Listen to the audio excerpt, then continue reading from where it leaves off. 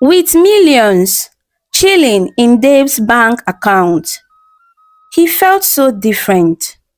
Truly, money has spirit, and if one is not careful enough, it tends to control you.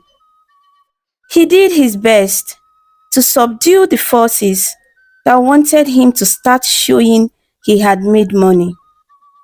His uncle was the last person he expected to find out. He didn't want him to suspect that he had started any fraudulent act. So, whenever he was out for work, Dave do go out and have extra meals. Sometimes he bought shawarma. On other days, he could go for pizza or chicken. He literally bought everything that he craved, like a pregnant woman. He enjoyed himself for the moment while patiently waiting to execute the bigger plans in his head. Within 2 weeks, he had added noticeable weight. Yes, because he was eating everything that he wanted to eat. He didn't rely only on what him and his uncle cooked. He also drank some of his favorite drinks. He really felt happy in those moments. Fortunately for Dave, his uncle traveled for a business trip and he was to spend a week plus in Abuja. And that was when Dave realized the power of money and freedom. He had 2 more weeks to finish up his lesson work. He couldn't wait to collect his last 15K and quit the job. In his uncle's absence, Dave's wardrobe changed with new and fancy clothes. Likewise his footwear and gadgets too. He got a bigger power bank that enabled him to stay online for hours, chatting with his clients. He literally woke up in the morning and did nothing other than eat, press his phone, sleep, listen to music, eat, press his phone and sleep again. Mondays, Wednesdays and Fridays, he still attended lessons. Sometimes, he go to Osa's apartment. They would drink and play PS4. He had suddenly became his friend and accomplice. Unlike him, Osas had a laptop and sometimes they watched movies with his laptop. But the major thing he does with his laptop is to bomb his clients. He smokes sometimes, but Dave don't. He detested the smell of it so much. Osas also had a girlfriend too. She once visited him and made them good egusi soup and eba. Christy was a very friendly and kind girl. Dave liked her too. It was a jolly moment of his life and he was having a good time in Lagos in his uncle's absence. The day Christy came, they went out later in the night. He was the one who took care of the bills after they ate pepper soup and drank. Yeah, he was a university graduate, but even if he was offered a job of 150K or 200K, which was almost impossible in this country for a graduate, the money might seem big, but by the time you subtract transport fare, rent, bills, feeding and the rest, you will barely have enough to live the life you desire. How long would Dave do that to save up for the future, marry, build a house, buy a car? So he decided in his mind that there was no going back. Osas also kinda motivated him because he has been keeping up with yahoo ever since he lost his uncle. You needed to see the interior design of his room and parlor. The dude was doing pretty well with the money he made from yahoo. He liked money so much. Dave would say Osas loved money at every point. He always make reference to Pablo Escobar, his mentor. He had a frame of Pablo hung in his room. I wanna be rich like Pablo, Osas would always tell Dave. One thing Dave liked about Osas was his honest lifestyle, and he wouldn't live to please anybody. He's just him. There was no room to fake anything. Dave remember when his girlfriend wanted him to get her a wig of 100k. Osas clearly told her he can never get her such. Instead, he would rather use the money and buy more properties. Should in case he go broke, he would sell them off. And that was a smart mentality. Dave learned that from him. Don't let any girl push you into overdoing stuff for her. When you go broke, none of them will give you shishi. He had advised Dave. According to Osas, he started doing yahoo after he attended a party with a friend here in Lagos. He said he saw boys younger than him buying drinks in gaskets, and you would have seen their car keys strapped to their belt. He really felt out of place that night, and that was more like a challenge to him. And as a sharp guy that he was, he learned so fast from his friend. He also taunted Dave for not having a girlfriend to spend his money and time with.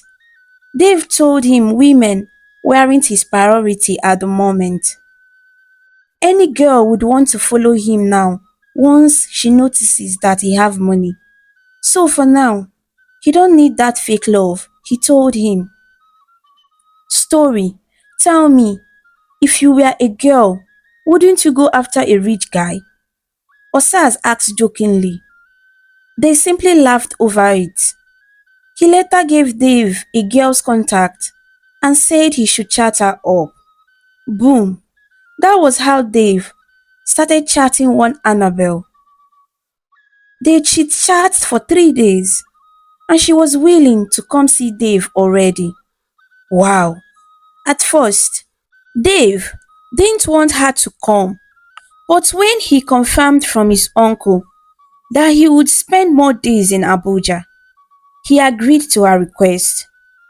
Judging from the pictures she sent, girl was looking stunning, so he anticipated her visit like the coming of the Lord.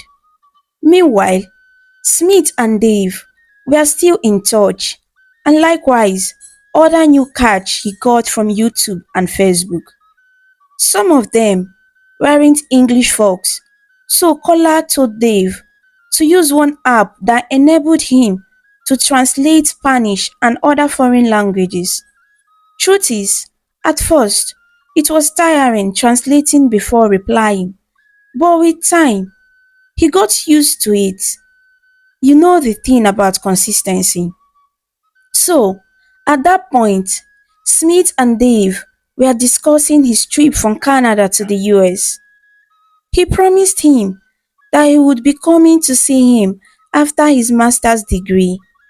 The plan was to bill him for the flight and other expenses. They progressed by the day, and he was sending him unclad pictures from Alexandra's Twitter account. That woman never stopped updating with new pictures, and she really helped his life. Smith was a pervert and he loved to see nudes.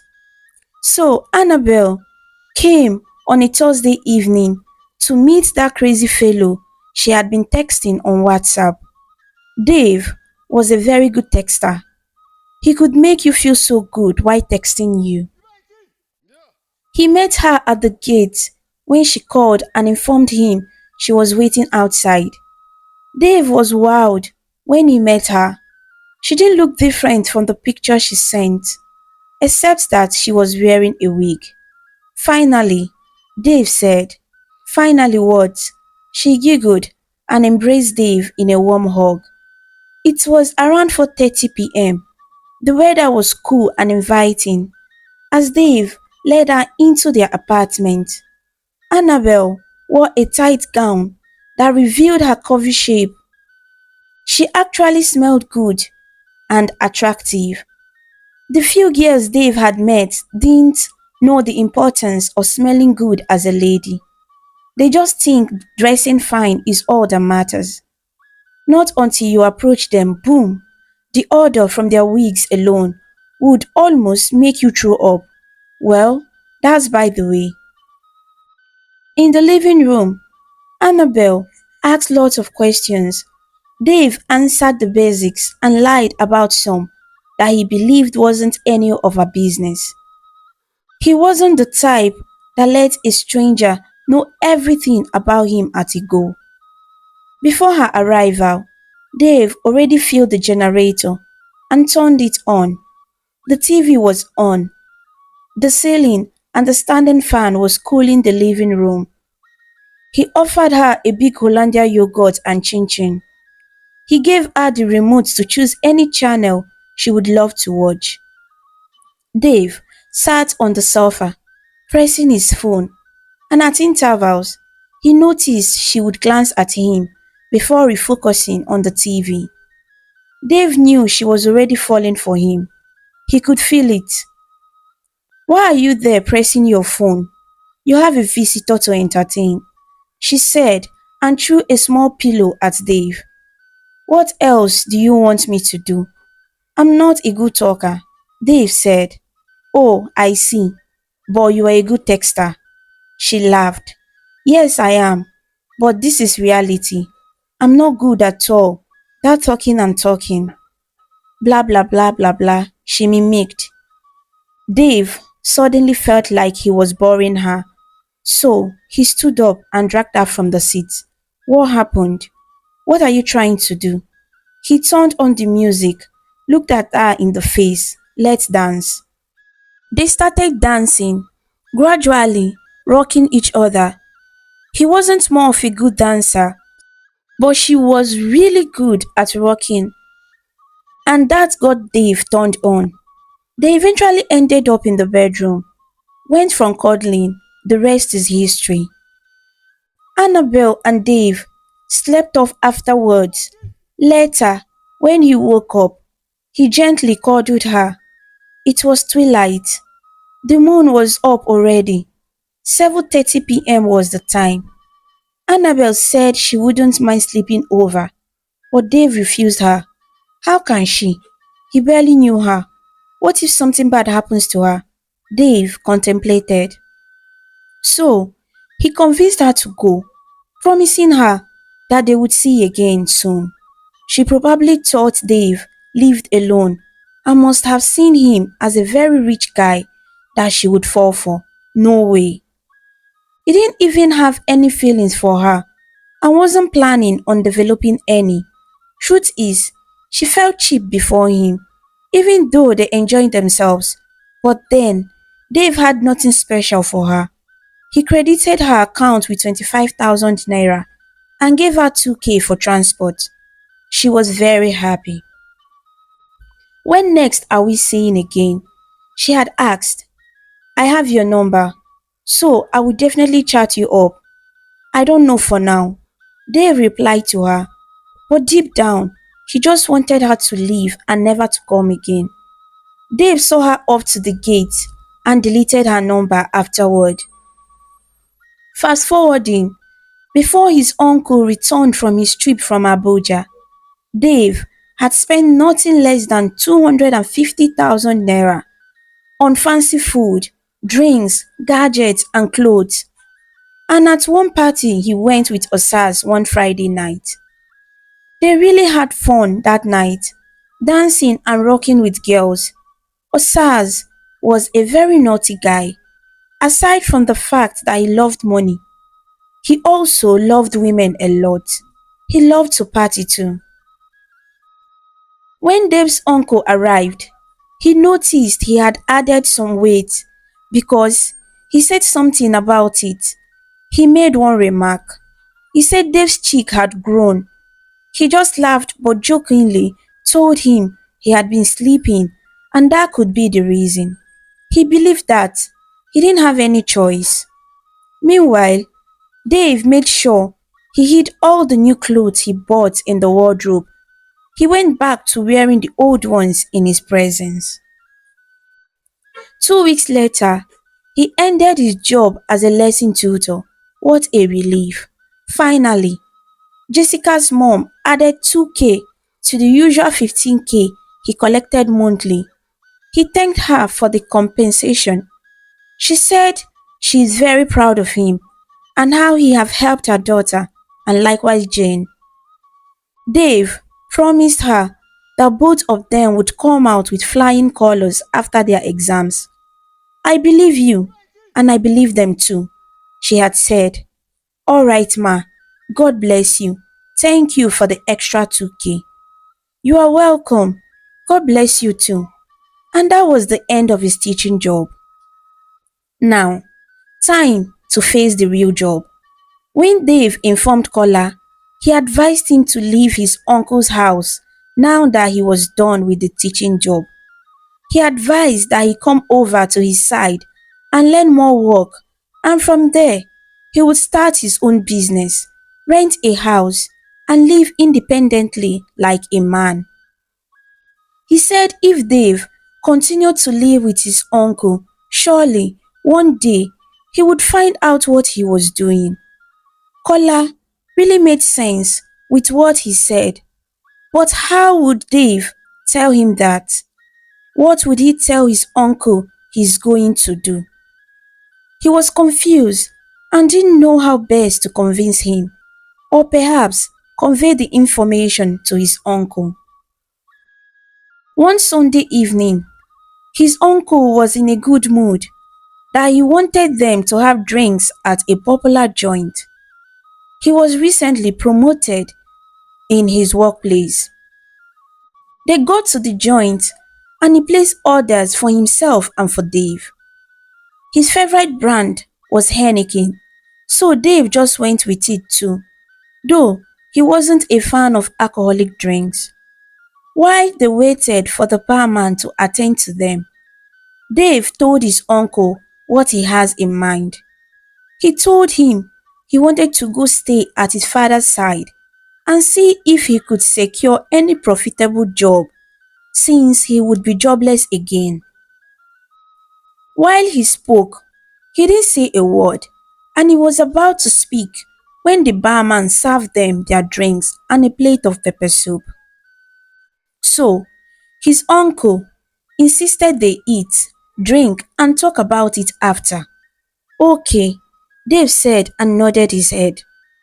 Deep down, he was praying he wouldn't say no or argue about his opinion. He was really tired of the house and needed to move out to express his freedom so nobody would have to question him for sleeping late or pressing his phone over and over. When they were done, and as soon as he paid, he wiped his hand with a tissue. When he coughed and cleared his throat, his uncle spoke up and said, Dave, why do you want to go to your father's side? You were there some time ago, and now you want to move in fully to find work. He paused. Dave didn't say anything either. Dave, you are no longer a kid. Don't go and hide under your father. This is the time for you to stand as a man and make your own money. Get a good job and secure your future, he continued. In Dave's mind, he was like, get a good job where? And make money where?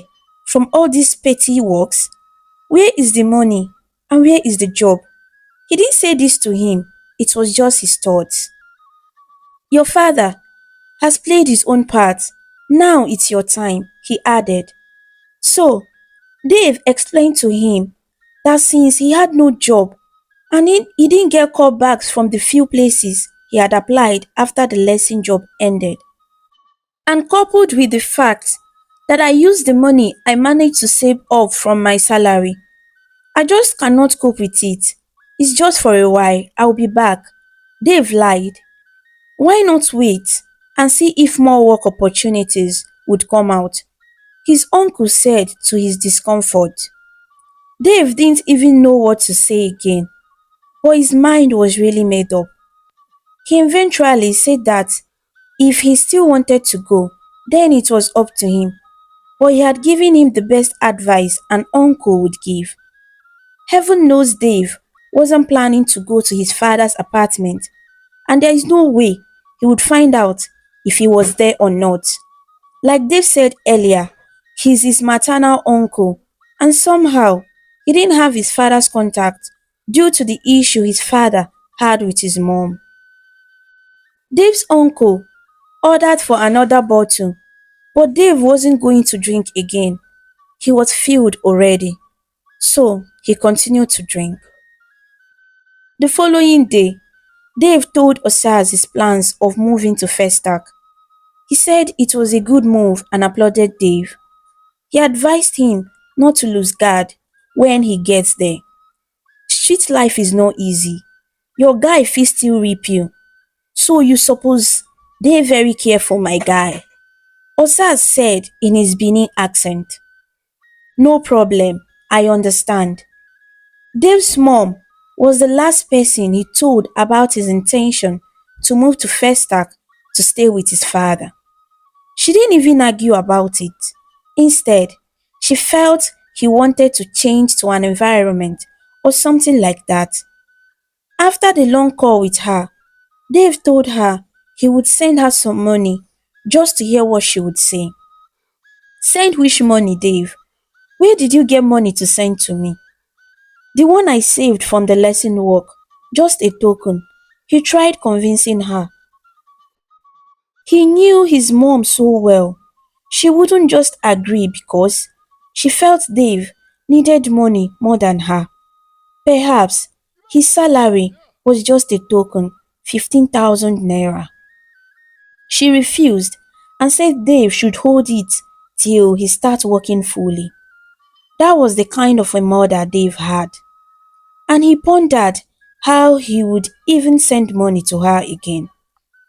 Imagine if he sent her something like 15,000 naira. He would have to explain and explain how he got the money. Well, Dave would have to wait for some time till he's able to find a way. Deep down, he needed to give his mom some money to keep up with his siblings. He knew she needed that money more than he did.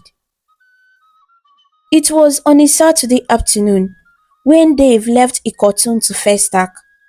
He had packed his new clothes, shoes and gadgets, leaving behind a few of his old clothes. He told his uncle that he would be back eventually if he didn't get the work he desired, just to make him feel he was really going there to hunt for a job. When he arrived at Festac, he followed Kola's description to First Avenue, where he resides. He met him with one fair dude in dreadlocks. Kola was happy to see Dave again. They both welcomed him cheerfully. A new phase of life as a Yahoo boy was set to begin. Dave called his uncle and informed him he was in Festac and likewise his mom. She asked how his father was doing. He's doing fine. Dave lied.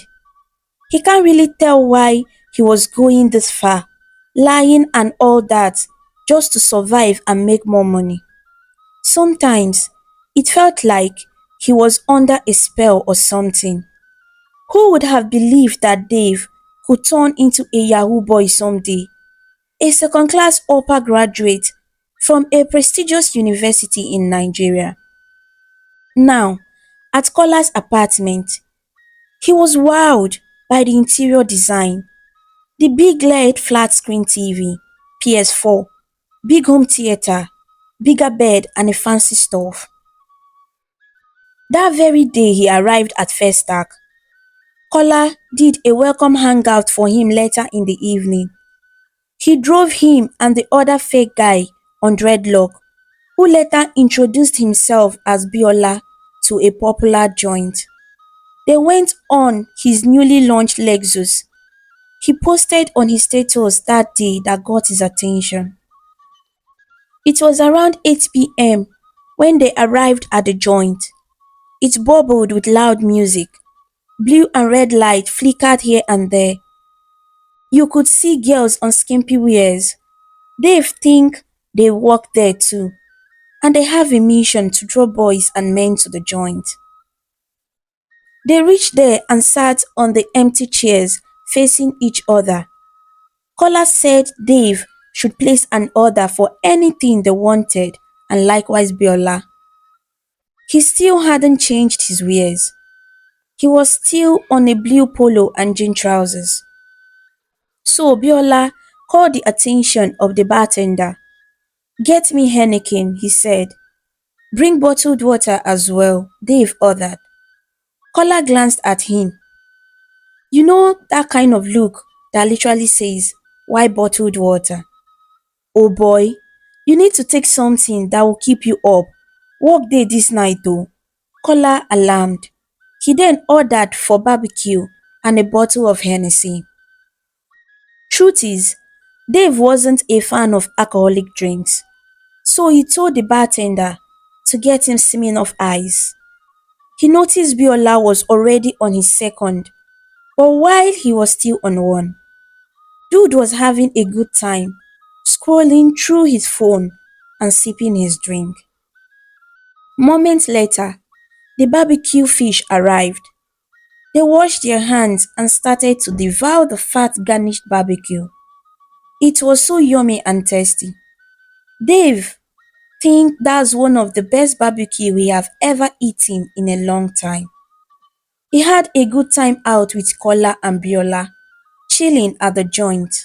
Moments later, some girls went on stage and danced to entertain everyone that came. A good moment with Kola and his friend. The weather was inviting as well. They got back that night and Kola began to teach him more scopes on how to catch more fish. Dave also learned that not all clients send you money. Some equally help you receive money and then send it to you in Nigeria. Those ones are regarded as pickers. Biola was into dating and wire. His job is when you give him your client's bank details. He would then wire the money from the client's account to a different account. Dave think that's where they got that wire you usually hear. What he usually does is post properties online like houses and the rest. He would act like the owner with the intention to sell the house or properties. Then, when a serious buyer comes asking, he would first demand he or she pay at least 10 to 15% of the actual price of the properties before he could consider showing him or her the properties. He would further assure you that if you don't like them, your money will be refunded, which he would never refund. The next stage Kola introduced to Dave was website stuff. He told Dave to buy a credit card from the money he made from his first cash out. Dave didn't argue. He got the credit card from hackers on a dark web. He explained that it could be used for both shopping or breaking into dating sites that use credit card for login. He gave Dave the website to the dark web, and there you could buy lots of stuff from all these hackers like bank logins, hacking software, credit cards, and many more. Sometimes the dark web wouldn't connect because they are trying to avoid being caught by all these crime organizations like the FBI. The dark web wasn't easy stuff, to be honest, but there was money in it. It's just like every black market. Once you are in, you choose the item you would like to buy. Dave wanted the credit card, the one that was valid and working. So he texted seller and he confirmed to him that it was legit. He paid him $150. Caller already advised Dave that most of the hackers were equally scammers too, because the credit card sometimes works, but you would never see money in it. Some come with zero balance. The guy who sold it to Dave was honest. He cautioned him to be fast, as the owner might just block it. He gave him every damn info like phone numbers, email, and other infos connected to the credit card. Then, Biola helped him to check if the card was valid or not. When he did, he was so excited to hear that it was. And not only that, $6,000 was the balance in it. Man, that was too quick. Another quick cash out. Dave bet his case is always different. Truly, grace dey follow him. Kola said again that his grace is automatic. Dave couldn't be happier that night. Kola then helped Dave open a Zoisk account. He equally helped him order stuff online with it. He said he needed a laptop, which he ordered alongside iPhone 11 to help him access most stuff he needed. He was finally going to own an iPhone for the very first time in his life. He told Dave that most of the expensive stuff he see boys wearing was mostly ordered using a credit card. Some boys even travel around just by paying through client's credit card. It was a long night. He was learning and at the same time happy that he had made his second cash out. The thing just dey sweet him for belle. Sleep was far from his eyes. Well, they didn't stop. Kola used the email attached to the card Dave bought. He went on Facebook to search for the profile attached to the email. Boom, a profile popped up. He tried using the password and the credit card to log into the account and it did work out. He said some people are just too lazy that they use one password for everything online, thereby making this easier for boys. Using the info on the credit card, they were able to access his Facebook and email. And sharply, Kola copied his friends and family's personal details like phone number. He advised Dave to be very careful while making transactions with the credit card because the owner will be alerted through his phone and via email too. But they were able to succeed in making quick transactions because they waited for the time they were assured the owner would be deep asleep. He went on to say that there were software he could use to hack the owner's phone and with that, he could easily delete notification. Though he said the software is very expensive and scarce to buy. On Zusk, he chat clients and transferred them to his email. It was really a very long night. They didn't sleep. Dave was just there, absorbing too much information and learning new tricks. That's not all though, but soon I will tell you how Dave's life transformed under Kola's care and tutelage. Living with Kola wasn't as hard as Dave had imagined before coming to Festac. He took Dave in like a brother. They would wake up and first thing first was to check their phones and go through the foreign email, Facebook, and other dating apps they worked with. After which they did their morning rituals like brushing their teeth, washing their face, and then breakfast. He had a few foodstuffs stocked in the house, but he barely cooked. Kola told Dave he wasn't good at it except whenever his girlfriend visited. He was prone to buying food outside. A part of his kitchen was already retired with all these disposable plates and takeaway. But ever since Dave came to Festac, he had been the one cooking for Biola, Kola, and himself. They testified how good his cooking skills were. They both enjoyed his meal, and Kola would always refer to him as the woman in the kitchen. They were living the good life with steady lights, air conditioned rooms, and steady food as well. They had their basic needs, which included shelter, food, and clothes, and they mostly stayed indoors, plotting their mischievous acts. There was a day Dave's uncle called to find out if Dave had gotten a new job. Dave told him he was awaiting calls from two different companies. He said okay, believing his lies, and wished him well. He didn't even ask about his father. Well, Dave understood so well. At this point, Smith and Dave were already negotiating about what Dave told him earlier, that he would come to the US after he finished his exams in Canada. Somehow, he felt skeptical about it, but he kept on luring him to send the flight money and all the expenses it would cost him.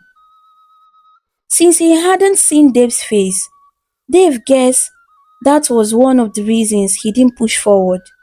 Sometimes they would argue and talk, you know, all that relationship stuff. And in the end, he would still apologize for not trusting Dave, and they would still get back together as lovers. One Friday morning, Kola told Biola and Dave that his girlfriend would be coming to spend the weekend with him, and that meant their presence wasn't needed for like 2 days or more. So he told them to lodge in a hotel until she goes back.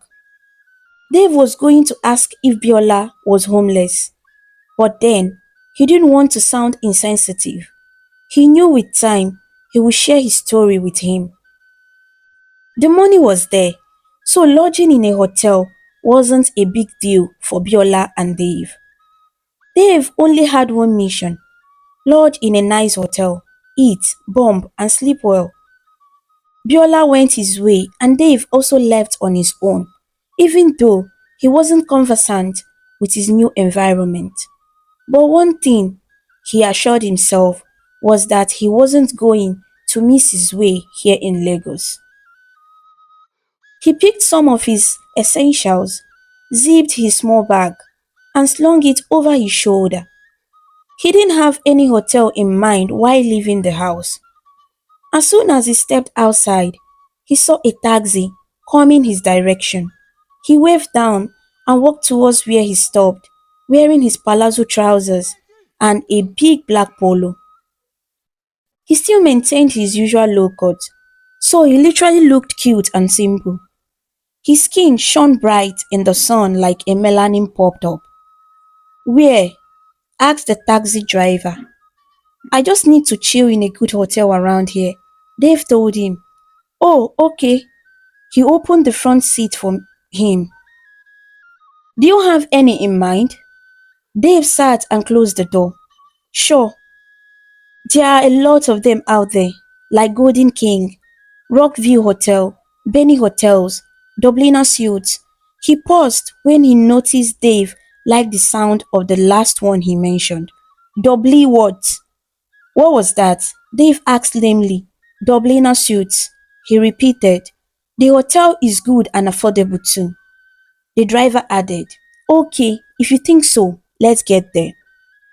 "Alright, I'm sure you will like the place."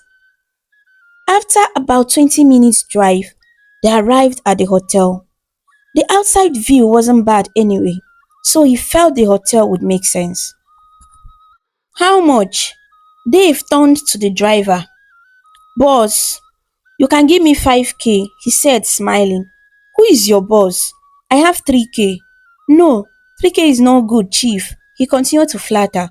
So, Dave added an extra 1k before he collected it. He went into the hotel, met the receptionist, and was told that a day was 25,000 naira. But since he was staying for 3 days, he would get a discount of 5k. The young pretty girl showed him some rooms before he agreed to make payment. It was around 3 p.m. when he lodged in room 14 at Dubliner Suites.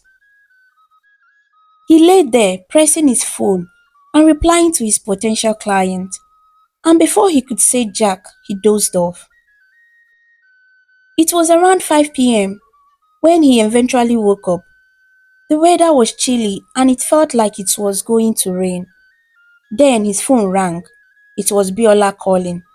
He called to find out where he lodged. He said Dubliner, was quite far from where he lodged. From the background voice, he could hear a feminine voice, and when he ended the call, he felt a wave in his body. Why stay here alone when you can go get a girl out there and have fun? The voice that rushed through his head. You have the money, so why stay bored here? The voices kept rushing through his head. Well, your guess is as good as it is. Yeah, he couldn't resist the urge. He recalled his escapade with Annabel. The urge to get laid went high. When it was finally dark, he locked the room and stepped out. He was gradually living the wayward life he had detested. He hadn't even gone far before he saw some call girl standing along the road in their skimpy clothes and colored faces. These girls were always easier to identify by the way they dress. Long story short, he bargained with one, and she said the least she could go for a night was 20,000 naira. Dave agreed and promised her he would keep her for 3 days if she treated him well. She let out a naughty smile and they went back to his hotel room. Surprisingly, the first question she asked when they got in was, "Are you a Yahoo boy?" Dave was confused. Why this question? "No, I'm not. Why do you ask?" He lied. Nothing. It just crossed my mind, she said in her sweet angelic voice. Okay, I actually visited a friend here and I'll be going back to Abuja next week. Dave continued to tell more lies. Okay, no problem. Welcome to Lagos. Thank you. He smiled sheepishly. Silence accompanied them for some seconds, and he was wowed by her curvy backside when she unbuttoned her short gown. I'm curious, why did you choose this work? Dave finally broke the short silence. She suddenly turned and looked Dave in the eyes.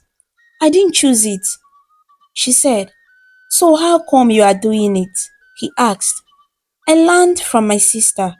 She told me she was working here in Lagos and promised to find work for me if I left the village for Lagos.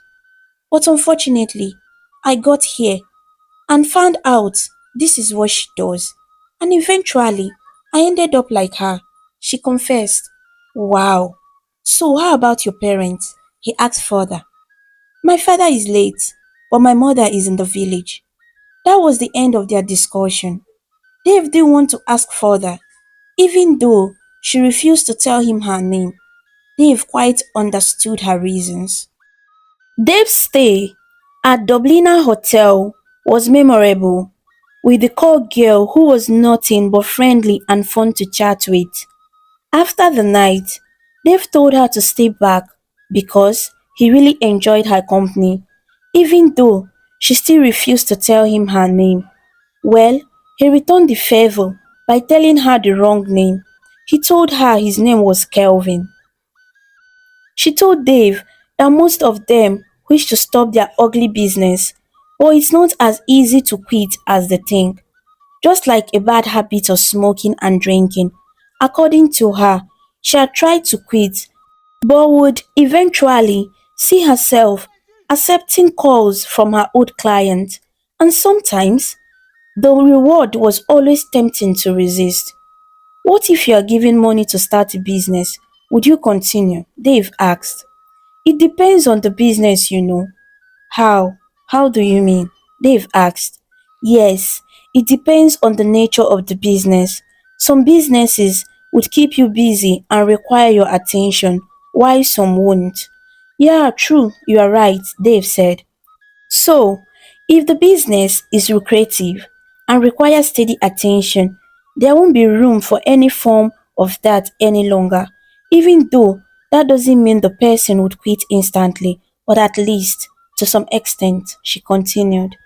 Dave quite understood what she meant, and he did enjoy the whole conversation. She really had something upstairs, even though she didn't have a university degree, which you will realize by the way she pronounced certain words. But he didn't make mockery of her. What do you do for a living?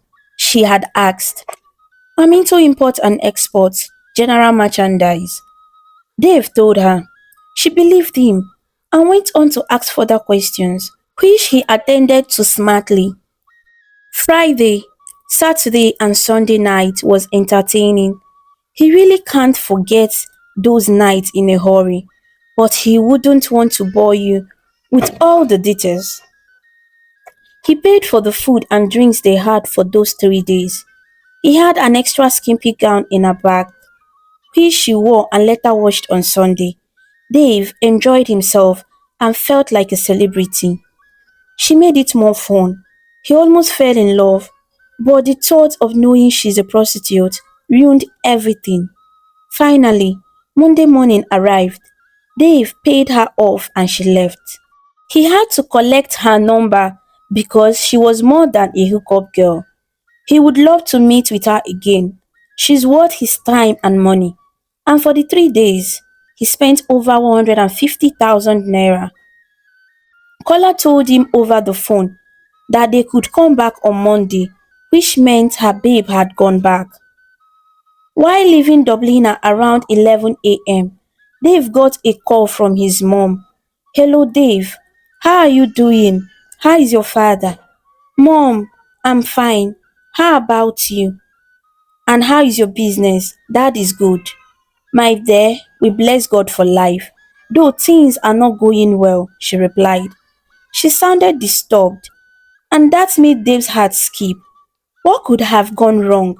He was worried. What happened? Hope you are not sick. He asked speedily. I'm not sick, my dear. The shop rent is not readily available, and this man is threatening to rent it out. His mom sounded like one sobbing. Ah, how much again? Dave, where are you going to see 80,000 naira? She asked. Don't worry.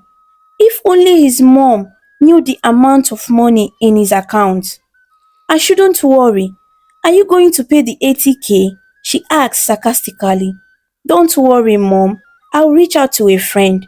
Okay, that will be fine. Please, do if you have anyone. I will pay the person back in a few weeks, she said. Alright. Dave quickly ended the call, feeling so emotional. He just spent almost two times the actual amount she talked about. He really felt bad for his mother was going through hard time. He had wanted to send her money long ago, but his only challenges was how to tell her how he had made such money. He knew his mom so well. She detested illegal money and wouldn't want to have anything to do with swindled money, even if she's dying. That was her belief. She still sees Dave as the young innocent boy she gave birth to 20-something years ago. Dave quickly alerted Kola and narrated his mom's ordeal to him. He asked him to send her the money through his account. He wished he could send more than 80k, but that would get things complicated. Even if he tell his mom he played a bet, she would still not be happy with it. So Kola sent her the 80,000 naira, which Dave paid back to his account. His mom called immediately to thank him that she had received the money. She also asked that he sent Kola's account number so she could pay back once she received the money she was expecting. After returning from the Dublina hotel, Dave met Kola and Biola in the living room. They both welcomed him cheerfully. Kola teased him, saying he must have laid with three different girls. Dave didn't say anything. They just laughed over it and shook hands. They chit-chatted in the living room before he went in to bring out his laptop. You know, Dave now owns a laptop, right? Yes, Kola ordered a laptop and an iPhone for him after the second cash out through the credit card stuff. He continued to pursue his dream of wire transfer because that has been what he decided to pursue and not just depend on one client to send him fund. Smith was telling him to give him time so that he would make enough money to send to him. But Dave felt he wasn't going to send any money until he sees his face. Truth is, Yahoo is not easy oh. It requires consistency and patience. If you rush your client, you lose them instantly because you would appear as a scam to them. Well, with time, Dave became good in the game of the credit stuff. He could now load credit cards, mobile deposits, checks, and other card loadings. He was feeling himself, but he still hadn't gotten what he needed, which was a wire transfer. He needed one big cash out to execute his plans, rent a good apartment, and rent a shop. Days crawled into weeks and nothing was coming forth via the wire stuff, but his guys were cashing out weekly. Before then, he already told his uncle that he was working in one company that paid him 75,000 naira monthly. The same lie he told his mom, which enabled him to send her 30k some time ago. After 1 month, no cash out from his side yet. Meanwhile, he was spending the one he had with him. Kola wasn't providing all that he had done before. It was all man on his own. Sometimes, Kola would travel and stay for days or weeks before returning to Festac.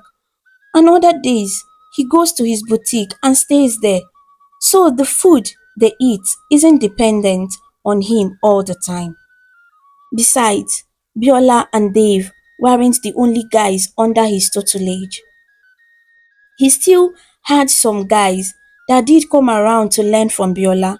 About two of them, he really felt it was time to make his own money and move out because he wasn't as friendly again, unlike when he came in. Sometimes they attended parties together. Biola and Kola were balling, doing Dorime, but Dave hadn't cashed out for a month plus. It was giving him worry because he was spending the money in his account and his account was going down daily. Everything was going well until one Friday evening when he opened one of the drawers on the TV shelf to check for the TV remote. Then he was baffled by what he saw. A brown calabash that contained something like soap laced with cowries and other substances he could not recognize. The calabash was partly opened. He could feel his heart skipped a beat. His heartbeat suddenly increased. Lots of thoughts ran through his head. What? Black soap? Yahoo Plus? No, I can't do this one. I only saw these things in movies. Anything about jazz, I'm out. I came from a good Christian background, so I can't shed blood. Dave freaked out and closed it back. Thank you for watching this episode. The next episode will be up soon.